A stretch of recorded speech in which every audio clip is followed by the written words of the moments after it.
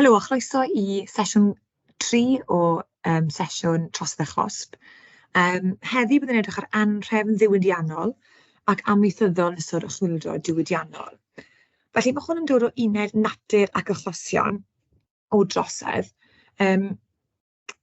Byddwn ni'n edrych ar, yn amlwg, un gyflwr yn benodol o fewn hyn, ble oedd yna anrhefn diwydiannol ac amaethyddol yn ystod y chwyldro diwydiannol. Felly, daeth blynyddoedd cynnar y chwyldro diwydiannol a chaledu mawr I bobl gyffredin. Oedd yna newid yn amlwg gyda gorboblogi o fewn trefi, swyddi newydd yn cael ei ddatblygu, a pobl hefyd yn cael ei disodli gan technoleg newydd. Collodd nifer o grefftwyr eu swyddi oherwydd y peiriannau newydd yma. Daeth technoleg newydd fel peiriannau dyrnu I gymryd lle gweithwyr fferm. Roedd cyflogau'n isel yn enwedig ym myd ffermio ac roedd prisiau bwyd uchel yn arbennig ar ôl cynefau gwael iawn I bobl yn golygu caledu a diflastod I nifer. Oedd ddim llawer o pobl gyffredin yn gallu wneud am hyn, a felly y ganlyniad o hyn oedd bobl yn ei droi at drais. Nawr, yr un cyntaf ni am edrych yno yw'r Lydiaid. Nawr, falle bod rhai ohonoch chi wedi clywed am hyn, gobeithio eich bod chi wedi clywed am y Lydiaid, a dyma enghraifft cyntaf ni o anrhefn ddiwydiannol yn y gyfnod yma. Nawr, os edrych ar y lluniau yma, chi'n gallu gweld bod y Lydiaid yma yn ymosod ar peiriannau penodol. A peiriannau newydd drychinebus yma, o gweddiddion llawn traddodiadol, pan gafodd rhain I cyflwyno, dyma beth ni'n gweld yn y broblemau yn achosi llawer iawn o bobl I fynd yn erbyn eu lle gwaith nhw oherwydd nhw'n cael eu disodli gan y peiriannau yma. Bod brethyn, sef cloth, a gynhyrchiad ar beiriannau o safon is. Yr oedd y llawer yn rhatach I bobl i'r perchnogion I werthu hyn. So, oedd beth oedd yn cael ei greu yn lot o well wrth law, oedd yn gyflymach I wneud o'r peiriannau yma, a hefyd yn lot yn rhatach o weddi y llaw. Yn 1797, roedd rolyn o frethyn llaw yn costio 27 swllt. Ond erbyn 1827, gallwn prynu rolyn o frethyn peiriant am cynlleied a 3 swllt. Yn y pen draw, daeth gweithwyr a gollodd eu swyddi ynghyd gan dorri mewn I ffactrioedd yn ystod y nos a chwalu'r peiriannau newydd yma. I ddechrau, nathon nhw anfon llythyr yn gofyn I berchnogion y melynau I ddinistrio peiriannau, a rheini wedi hyrwyddo gan Ned Lyd. Oherwydd hynny, gelwir y chwalwyr peiriannau yn Lydiaid. Dechreuodd ymysodiadau yma Nottingham yn 1812. A chyn hir, roedd ei wedi lledaenu I Sir Gaerhirfydd a swydd Efrog. Ym mis Ebrill 1812, ymysododd 150 o Lydiaid arfog ar y felyn Rawford ger Huddersfield. Ac yn swydd Efrog, llofruddiodd William Horsfall, oedd yn berchenog a melyn. Ymatebodd y llywodraeth drwy anfon 12,000 o filwyr i'r ardal ac cyhoeddi ddeddf newydd bellach y gosb am dorri fframiau oedd marwolaeth. Yn 1813, dienyddiwyd 17 o Lydiaid, 3 ohonynt am lofrydd Horsfall a 5 ohonynt am ymysodiad ar felyn Rawford. Cafodd sawl I wneud dirywio a chafodd eraill I trawsgludo. O ganlyniad i'r cosbau llym yma, diflannodd Lydiaid, ond aros o wnaeth y peiriannau newydd yma. Felly gallwn gweld fan hyn, mae anrhefn oherwydd y disodli mawr yma yn erbyn y bobl, oedd wedi symud i'r ardaloedd yma I gychwyn hefyd, os chi'n cofio, I gael swyddi newydd hefyd, ac felly oedd ei waith nhw'n digon da ar y cychwyn, ond wedyn gyda datblygiadau technolegol, mae peiriannau yma wedyn yn ei disodli. Gwrthryfel Merthyr oedd anrhefn diwydiannol arall welwn ni yn 1831, ond yn 1816 bu gweithwyr hyd a lled de-ddwyrain yn Cymru yn streicio. O ganlyniad i'r ddirwasgiad yn y fasnach haearn, gosyngodd y meistr haearn gyflogau I gweithwyr o hyd at 40,000, a ddigwyddodd hyn ar adeg pan oedd pris bwyd yn cynyddu'n sydyn. Felly, o ddim yr arian yna gyda nhw i fyw, o ran costau byw nhw nawr yn cynyddu, ond wedi gyflogau nhw ddim yn gallu ymatio hyn. Cafodd yr ysgol y Merthyr ameddiannodd y gweithwyr y gweithfeydd haearn gan rwystro cynhyrchu. Yn 1800 dyfodiad y milwyr byddin Siro Morgannwg ar ffyr i Ferthyr o Gaerdydd, a daeth o'r streic i ben ac adfer heddwch yn y dref. Ni chafod mwy o anfodlonrwydd cyhoeddus am ddegawd a mwy, gan fod 1820 yn gyfnod o lewyrch cymharol i'r diwydiant haearn, ond eto twf mewn radicaliaeth ac daeth yn 1831 eto gan gweld y streicio yma'n dod i Ferthyr. Protestiadau siartwyr yng Nghymru 1839, felly hwn yn mwy adnabyddus i chi. Mudiad at hawliau democrataidd y siartiaeth a ddechreuodd yn Llundain yn 1838 pam gyhoeddiwyd Siarter y Bobl. Y siarter hon yn galw am ddiwygio'r Senedd a rhoi'r bleidlais i bob dyn dros 21 mlwydd oed. Apeliau'r siartiaeth yn bennaf am bobl dosbarth gweithiol a sefydlodd y Gymdeithas y Gweithwyr gyntaf, so Workers' Union, yng Nghymru yng Nghaerfyrddin yn 1837. Yn ystod 1839 cafodd protestiadau siartwyr mewn nifer o dadd yng Nghyfarpedd a De Cymru. Edrych ar clip yma i weld chydig mwy, os wneud e lwytho. Falle wneud e ddim lwytho i ni heddiw yma. I weld os wneud e fan yma. Os na, dewn ni nôl i hwn.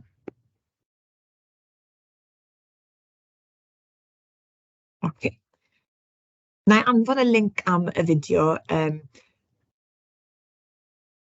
wrth i ni roi'r link am y cyflwyniad yma, felly allwch chi fynd nôl i'ch hunan i'r fideo yn eich amser chi wedyn. Terfysgaeth lanidloes wedyn yn Ebrill 1839. Yn ystod 1838, teithiodd Henry Hetherington, arweinydd siarter Birmingham o amgylch Norbarth Cymru, gan annog sefydlu cymdeithasau gweithwyr mewn trefi fel Llanidloes a'r Trallwng. Ar 3 Ebrill 1839, cafodd gwrthryfela siartaeth yn Llanidloes pan ymwysolodd yr westi y Trowthen Arms, lle oedd rhai o constabrydd ac anfonwyd o Lundain i gadw'r heddwch yn aros. Ar y 3 o Fai, cyhoeddodd milwyr y dref i adfer trefn ac yn ystod wythnosau canlynol ar ystod TGAU siartwyr honedig.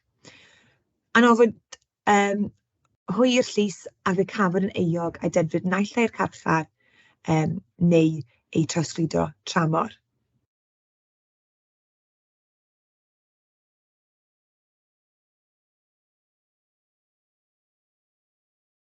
Be sydd gyda ni wedyn yw Teirw Scott yn 1830. Digwyddodd protestiadau Teirw Scott yn ardaloedd diwydiannol y Cymoedd, De Cymru, yn enwedig yn ardal Blaenau Cymoedd. Glowyr ifanc Cymraeg oedd y mwyafrif o aelodau'r mudiad yma, a byddwn yn cuddio'u hunain drwy liwio eu gwynebau'n ddu, gwisgo croen anifeiliaid hefyd. Rydyn yn grac am y system dryc, y rhentu uchel yma, a'r gostyngiadau di-blaid neu cyflogau. Galwad am streiciau ac anfon llythyrol yn rhybuddio rheini a oedd yn gwrthod rhoi'r gorau i weithio, neu fel y black legs nhw'n cael ei galw hefyd. Ymysododau ar eiddo diwydiannwyr a chodwyd ofn ar unrhyw un fydden achwyn ar nid. Daeth materion i'r pen yn 1835, pan gafodd glowyr ifanc o'r enw John Morgan yn euog o ladd menyw. Mae'n ymysodod ar di y medwelltau, cafodd ei grogi yn Nhrefenwy a thawirodd pethau wedi hynny. Be sydd gen i wedyn yw gwrthryfela cas newydd Tachwedd 1839.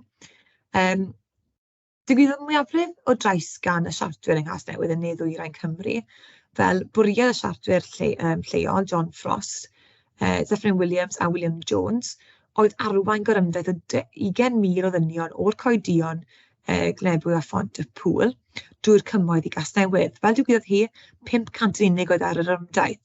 Ar fore 3 Dachwedd, ymgasgodd dynion tu allan i westy'r wesgyd yng Nghasnewydd.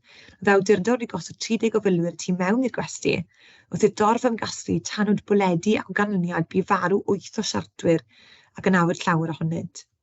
Yn hwyrach, arestwyd Frost ar arweinwyr eraill ei anfon i sefyll eu prawf ac cael yn euog o frad. Caws ei deddfu farwolaeth, ond newidyd hyn i dosgludo'r dramor yn ddiweddarach. Anrhef amaethyddol wedyn, os ydych yn ddiwydiannol, nawr falle bod rhai o'ch chi'n gyfarwydd gyda un ohonyn nhw'n bendant siŵr byddwch chi wedi clywed yr un yn ystod eich amser chi o fewn addysg Gymraeg. Ond falle ddim hwn. Y terfysgau swing yn 1830 dim. Rhwng 1830 dim ac 1832, ymasodd gangen proseswyr ar eiddo ffermwyr, so amaethyddol amlwg, mae'n mynd i fod yn fwy agricultural, mwy i wneud gyda'r tir a'r ffermdir hunan. Gan losgi tasau gwair a chwalu peiriannau fferm mewn terfysgoedd a ledodd ar draws de a dwyrain Lloegr. Gweithwyr amaethyddol oedd proseswyr yn bennaf, ac oedd yn anfodlon ar tlodi a defnydd cynyddol o beiriannau. Roedd cyfloga'r gweithwyr y fferm yn llawer is na chyflog y gweithwyr diwydiannol, ac oedd y gwaith yn dymhorol. Nesodd misoedd y gaeaf byddwn yn cadw'n brysur drwy ddyrnu, ond pam gyflwynodd y peiriannau dyrnau doedd dim gwaith ar gael iddynt, felly eto cael ei disodli. Y cynefau 1828 ac 1829 yn rhai gwael, a gyrroedd hyn yn brysiau bwyd i fyny. Yn ei rwystredigaeth, trodd y gweithwyr at drais, yn aml iawn yn fod y llythyron bygythiol ymlaen llaw, a rheini wedi hyrwyddo gan Captain Swing. Rhwng Ionawr 1830 a Medi 1832, cyfnod y 316 achos o losgi bwriadol, ac ymasododd ar 390 o beiriannau dyrnu. Cafodd rai addurannod ei gosbi yn llym, yn ofod cannoedd i'r carchar, cafodd 481 i trosgludo'r dramor, a chrogwyd 19 ohonynt. Nawr dyma'r un falle i chi mwyaf adnabyddus gyda yw terfysgau Beca rhwng 1839 a 43. Bu gangen ffermwyr tlawd pob un mewn dillad merched ac yn dilyn rhywun o'r enw Beca yn ymosod ar dosbarth toll gates ar hyd ffurf de orllewin Cymru. Mae'n bosib i'r enw ddod o adnod y Beibl sy'n cyfeirio at Beca i phlant ac yn dweud wrthynt am etifeddu porth ei gelynion. Roedd y ffermwyr yn ddigymryd uchel, y degwn roedd yn rhaid iddyn nhw dalu Eglwys Lloegr, bod nifer ohonynt yn gapelwyr anghydffurfiol, a newidiau i weithredau cyfraith y tlodion o'r 1834, ac arweiniodd adeiladau tlotau newydd. Gweithygodd y sefyllfa pam godwyd mwy o dollbydd o ffyrdd amgylch Caerfyrddin er mwyn codi tollau ar ffermwyr yn cludo calch laim a gai ei ddefnyddio i reitio'r tir. Pam gododd ymddidoliaeth Tirpeg Hendy Gwynar Da Whitland Olympic Trust gat newydd yn Efail Wen, ymasodydd arni deirgwaith rhwng mis Mai a mis Gorffennaf 1939. Roedd y cynefau yn wael yn 1939-41 ac yn 1942 a ddechreuodd y trafferthion gan adeini i'r ardaloedd cyfagos. Yn mis Mai 1943 oedd 20 tollborth wedi cael ei ddinistrio a throdd yn terfysg o eigolygon at argedu eraill. Ym mis Mehefin 1843, ymysododd yr terfysgwydd ar dloti Caerfyrddin. Ym mis Medi 1843, lladdwyd Sarah Davies ceidwad tollborth oedd yn 75 mlwydd oed. Yn ystod ymysodiad, yn ofod milwyr a cwnsbel arbennig i'r ardal cynigwyd gwobrau am wybodaeth am y derfysgwyr. Yn y pen draw, daliodd arweinwyr ac fe Chosb am yr ymysodiad Sarah Davies, dedrwyd David Davies i 20 mlynedd o garchar, a chafodd John Jones ei drawsgludo dramor am oes. Yn 1944, trefnodd y Llywodraeth Gomisiwn ymholi brenhinol ac arweinodd hyn at safoni tollau. Erbyn canol yr 1940au, roedd de orllewin Cymru yn lle heddychron unwaith eto. Felly beth o'n i'n meddwl wneud oedd edrych ar cwestiwn 6 marc fan hyn am terfysgau Beca, sef terfysgau Anrhefn amaethyddol. Os mae'r cwestiwn yn gofyn i chi ddisgrifio gwaith unigol neu grŵp neu ddisgrifio rhywbeth o fewn hanes cyfnod, disgrifiwch yn yr adnodd neu'r gwaith yr unigolyn yma yn trefn gronolegol ond gyda digon o ffeithiau. Felly gyda yma nawr terfysg Beca, byddwn ni'n digon o ffeithiau am y derfysg ei hunan, y grŵp o bobl a yr hyn oedd yn ei wneud. 3 phwynt o disgrifio'n fanwl, strwythurwch eich gwaith mewn i 3 baragraff, defnyddiwch enwau ystadegau dyddiau priodydd ddisgrifio mater yn llawn. Byddwn ni'n rhoi tua 6 munud i ateb y cwestiwn yma wedyn. Felly mae'n ddau enghraifft fan hyn, a fi roi marciau amdanyn nhw, felly ni'n trafod yn un a'i esbonio i chi'n hytrach beth sy'n dda am y ddau ateb yma, a beth sy'n gwella ar un yn benodol. Felly enghraifft 1. Rhwng 1939 ac 1943, bu gangen ffermydd tlawd pob un mewn dillad merched ac yn dilyn rhywun yn enw Beca. Felly bydden nhw'n cael, mae hwnna'n eitha da, maen nhw'n rhoi yr amser i fi, mae'r amser ei hunan yn y fawr yn cwestiwn, felly bydd yn disgwyl i hwnna i fod yn y cwestiwn ei hunan, yn yr ateb, am nhw yn sôn am yr arweinydd fel Beca. Yn ymosod dollbydd ar hyd ffyrdd dde Orllewin Cymru. Felly maen nhw'n dweud fi yn fras iawn beth maen nhw'n dweud. Oedd y ffermyr yn ddig a felly wnaeth ymateb yn ffyrnig oedd ymosod dollbydd gwahanol. Dwi ddim yn dweud fi beth maen nhw'n ddig am, nhw jyst yn ddig. Mae llawer o ymosodiadau hefyd oherwydd hyn, ac o gynlyniad cafodd y pobl eu cosbi. Felly, 2-6 fan hyn yn dangos gwybod gyfyngedig i ddisgrifio'r mater. Does dim ffeithiau penodol. Mae fe'n eitha gryno. Byswn ni'n gweud bod y frawddau cyntaf yn dda, felly hwnna sydd wedi cario'r person yma trwyddo fe. Ond does dim gynnu digon o ffeithiau i pam mae'r ffermydd yma'n ddi, beth yn gwmws oedd wedi arwain nhw i ymosod tollbydd gwahanol yma, beth oedd yr ymosodiadau yma, a beth oedd y canlyniadau hefyd. Felly mae angen bach mwy o ffeithiau fyna. Os byddwn ni'n edrych ar ail enghraifft fan hyn, rhwng 1939 ac 1943, bu gangen ffermydd tlawd pob un mewn dillad merched ac yn dilyn arweinydd enw Beca yn ymosod o dollbydd ar hyd ffyrdd de Orllewin Cymru. Grêt, oce. Mae'n bosib i'r enw ddod o adnodd y Beibl sy'n cyfeirio Rebecca ei phlant a gyda'i wrth i etifeddu porth ei gelynion. Roedd y ffermyr yn ddig am renti uchel, nawr yn syth bin rwy'n gwybod pam. Dim o reidrwydd angen i fi wybod gyda disgrifio, ond mae'n dweithio fi yn union beth sy'n digwydd. Y degwm roedd yn rhaid iddyn ni dalu egos Lloegr bod nifer ohonynt yn gapelwyr angydffurfiol, a newidiadau weithredu cyfraith tlodion ar ôl 1934, arweinydd adeiladu tlotau newydd. Gweithogodd y sefyllfa fam godwyn mwy o ddollbydd yn ffurf amgylch Caerfyrddin, mwyn coltollau'r ffermydd yn cuddio calch a gai ddefnyddio i wrteithio tir. Roedd y cnefau'n wael erbyn mis Mai, ein tollbydd wedi cael ei ddinistrio, so ni'n cael bach mwy o hanes fan hyn am y ddigwyddiadau hunan. Ni hefyd yn cael digwyddiad Sarah Davies yn cael ei ymosod a'i lladd ar Medi 1943. A wedyn y canlyniad hefyd ni'n cael o David Davies a John Jones. Felly, mae yna darlun lot mwy llawn fan hyn o Tafresgoedd Beca i gymharu ac enghraifft 1. Fan hyn wedyn, disgrifiwch enghraifft o Anrhefn diwydiannol yn y 19fed ganrif a'r 12 ganrif ar 15. Felly Anrhefn diwydiannol, dim rhai mwy amaethyddol. Felly enghreifftiau, bys ni'n disgwyl gweld 3 enghraifft fan hyn nawr, okay? A mae'r person yma wedi cael 6 allan o 6. Yn amlwg allwch chi ddarllen hwn nawr i'ch hunan wrth i'r cyflwyno yma gael ei lwytho, ond gallwch weld yn union syth mewn dyddiadau gyda ni. Mae gyda ni llefydd, mae gyda ni ffeithiau penodol, mae gyda ni yn gyntaf Lydiaid, wedyn Teirwsgot, a wedyn mae gyda ni siartiaeth. Felly mae yna 3 phwynt wedi esbonio yn llawn gyda ni fan hyn.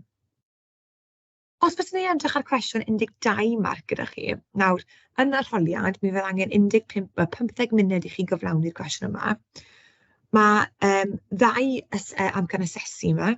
Amcan asesu 1 yw dangos gwybodaeth dealltwriaeth o nodweddion allweddol y cwestiwn.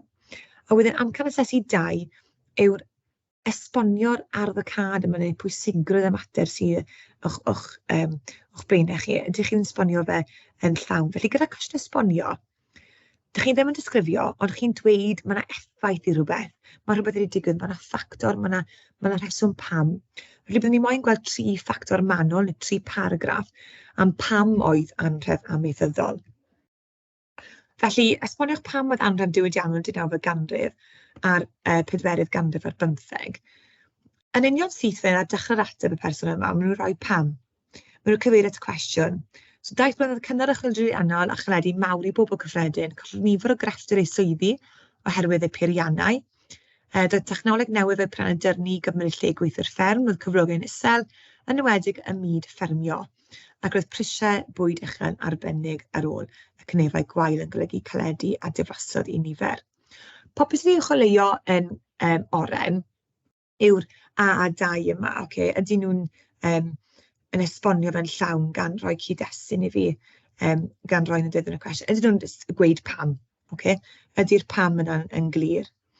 So maen nhw'n edrych ar y ludiaid, wedyn sy'n edrych ar beth sydd wedi cael ei uwcholeuo. Yn y pen draw, daeth gweithwyr y gollwng i swyddi ynghyd gan dorri mewn i ffatrïoedd yn ystod y nos a chwalu prenau newydd oherwydd yr ymdeimlad y gael disodli gan peiriannau. Felly'n gwybod pam yr effaith yma. Wedyn gwrthryfela Merthyr, oedd hyn oherwydd i ganlynu ddirasgiad yn y fasnach haearn. Gosyngodd y meistr haearn gyflogau gweithwyr o hyd at 40% a digwyddodd hyn ar adeg pam oedd pris bwyd yn cynyddu'n sydyn. Cafwyd yr ysgoedd y Merthyr a meddiannodd y gweithwydd haearn gan rwystro cynhyrchu. Y trydydd un wedyn yw'r teiddw Scot, galwai'r arweinydd ei hun yn tarw Scotch. Yr rheswm am yr ateb yma oedd oherwydd roedd y dynion yn grac am y system drip a rhentu uchel a'r gosyngiad di-blaid yn eu cyflogau.